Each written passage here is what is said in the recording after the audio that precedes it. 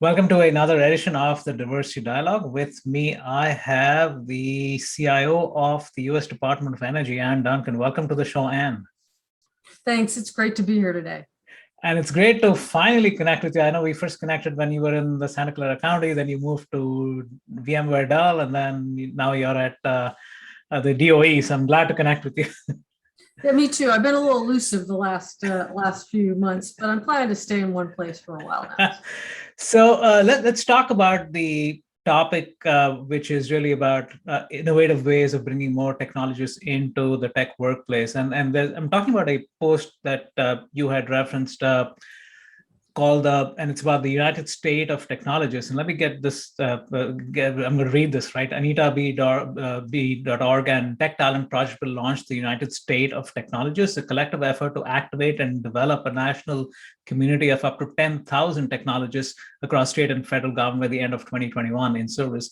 The main feature will be a digital hub targeted to launch in November. The hub will host virtual events, informational videos, stories of successful career transitions, and resources to explore different public sector pathways. The community will also provide a sounding board to drive retention and satisfaction and nurture collaborative spaces supporting more diverse and equitable innovation across government systems. Sounds the right thing to do, and the motivation is very, very clear. How has this particular experiment worked out? And judging by what you've seen through this, how have you seen the government become more diverse and inclusive when it comes to attracting tech talent? Yeah, I mean, I can't speak in detail to how well this particular project is going, but it's one of a number of projects that are going on. And those two groups are really great groups, and they've put together a great project. There's no doubt. But we have, government-run initiatives. We have nonprofit-run initiatives. We even have some private sector-run initiatives, and they're all designed to find ways to get smart, talented people to take some time, spend some time in the government. And I do think that these projects are getting some traction. We're getting people interested in coming to the government. We're building pathways within the government that make it easier for people to come in, either using some of the direct hire authorities that we have for like for cybersecurity, or for people with military experience, disabled folks. So there are a number of direct hire authorities that can be used. So getting those authorities and getting people what we have now are people who've been in the government, who are out in nonprofits or in the private sector, who understand those authorities. In some cases, they understand them better than hiring managers in the government, and they're able to identify authorities working with the government employees and figure out how to build that pipeline and get that diverse talent in the government. Because the real challenge of getting folks into government is helping them understand the process, and finding ways to make that process faster. Because using the traditional process, it can take 6 months to bring someone in or longer. There's still going to be a tail end, particularly if someone needs a clearance.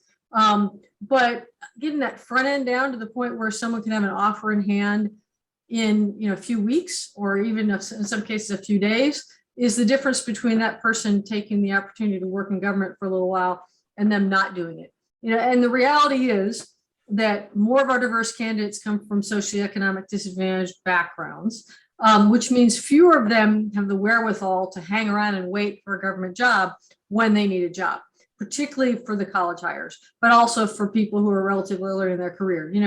If you're a technologist, if you've had a good career, that evens out a bit, but early career, it's really an issue. So we're trying to find the way to make it so that someone will consider that government opportunity, and particularly so those folks who come with less advantage get that opportunity. And one of the other things that is going on is really trying to find more opportunities to deliver paid internships. A lot of government internships are unpaid. A lot of them are sort of aimed at people who have a desire to work in policy and really want to spend their career in government. And to those folks, that's sort of the price of entry. Mm-hmm. But if you're a technologist, unless you have a dying passion to work for the federal government, we really need to give you a way to get in that doesn't mean that you have to work for free. If you're in cybersecurity and we say, hey, come work for us for free, and somebody else says, hey, here's an internship where we're going to pay you $150,000, or at that rate of $150,000 a year, guess which internship that young person is going to take, right? So we're, these groups are trying to help the government find the best way to get people in, because ultimately what we really need to be successful, both as government and industry, we need more people going back and forth, right? We need that pipeline to come into government, and come out of government, and to learn from each other.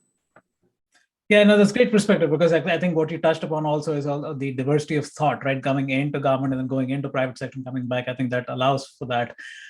So one of the aspects of DI in particular is you're able to, let's say you're able to hire diverse talent, right? You've broken the traditional job description, you're giving paid internships.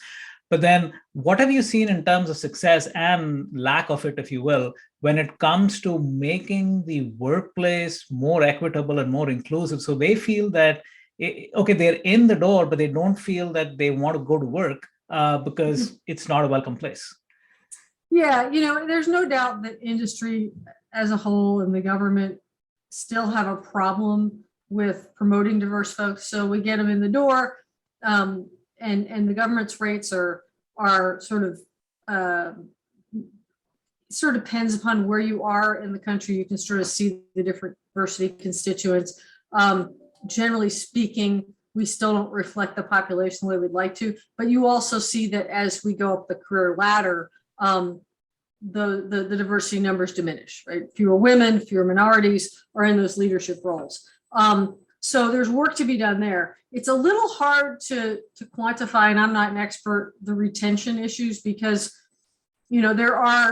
we tend to see a lot of people leave government fairly quickly, and then a lot of people stay on to retirement. It's sort of, there's not a lot who go in the middle.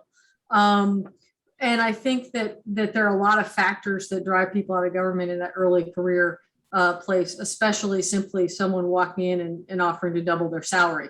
Most of the time it's more like 20 or 30%. Yeah. But when you're talking about technologists right now, and you're talking about cybersecurity officials right now, often, we are anecdotally hearing about 50 to 75, even 100% pay increases for people to leave the government because they come with really great skills. Yeah. They almost all the IT and security professionals have some sort of a security clearance. So they're getting picked up by people in the private sector that need those folks with clearances.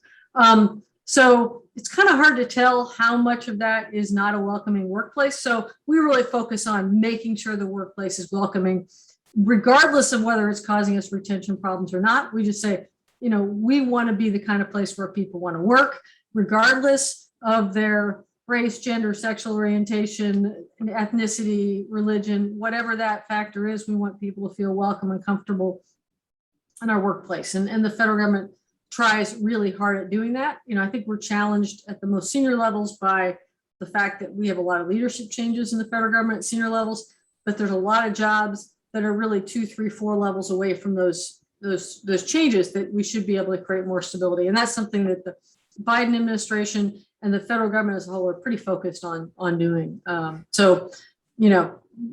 We may not be able to get those attrition numbers down, but we'd like to think that they're not, that in the future they're not because of diversity.